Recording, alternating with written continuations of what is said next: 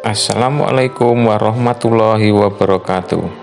Perkenalkan, saya Endri Rahmanto dari SDN Cangkol 3. Pada kesempatan kali ini saya akan menyampaikan kesimpulan dan refleksi pemikiran Ki Hajar Dewantara. Sebelumnya saya akan memberikan rumusan masalah terkait apa yang akan saya sampaikan dalam video ini. Yang pertama, apa yang saya percaya tentang murid dan pembelajaran di kelas sebelum saya mempelajari modul 1.1?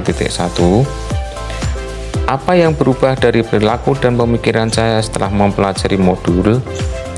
Apa yang dapat saya terapkan agar kelas saya dapat mencerminkan pemikiran Ki Hajar Dewantara? Sebelum saya mempelajari modul, ada pun beberapa kondisi siswa pada kelas saya, antara lain: yang pertama, siswa hanya berdiam diri di tempat duduk mendengarkan penjelasan dari guru. Yang kedua, siswa saya harus memahami apa yang telah saya sampaikan. Yang ketiga, siswa saya harus memperoleh nilai yang bagus. Yang keempat, siswa saya pasif dan motivasi belajarnya sangat rendah. Yang kelima, siswa harus patuh pada guru. Yang keenam, siswa di dalam kelas harus tenang dan dia memperhatikan apa yang disampaikan oleh guru. Dan yang terakhir, guru lebih mengutamakan penilaian kognitif dibandingkan aspek lainnya, seperti aspek keterampilan maupun aspek karakternya.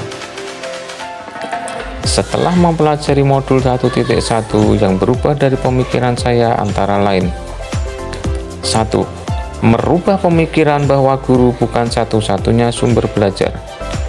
Sebagai seorang pendidik, kita harus lebih cermat dalam melihat bakat dan minat siswa, terlebih kepada bagaimana kita menuntun anak sesuai dengan kodratnya. 3. Menghargai setiap karakteristik ataupun perbedaan belajar peserta didik. 4. Tidak lagi memfokuskan penilaian pada aspek kognitif saja, namun juga harus memperhatikan aspek keterampilan dan karakter yang lebih diutamakan.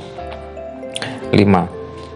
Lebih memerdekakan anak dalam hal belajar, tidak harus selalu di dalam ruangan. 6. Pembelajaran harus berpusat pada peserta didik. 7. Memanfaatkan media pembelajaran yang menarik. Kemudian hal yang bisa saya terapkan agar kelas saya mencerminkan pemikiran Ki Hajar Dewantara yang saya lakukan di kelas, antara lain: 1. Membuat kesepakatan kelas bersama siswa sebagai wujud merdeka belajar dengan pencapaian profil pelajar Pancasila. 2. Menerapkan pembelajaran yang sesuai dengan sosial budaya setempat. Hal ini penting untuk kita terapkan pada peserta didik kita, karena pada saat ini perkembangan ilmu pengetahuan dan teknologi sangat pesat.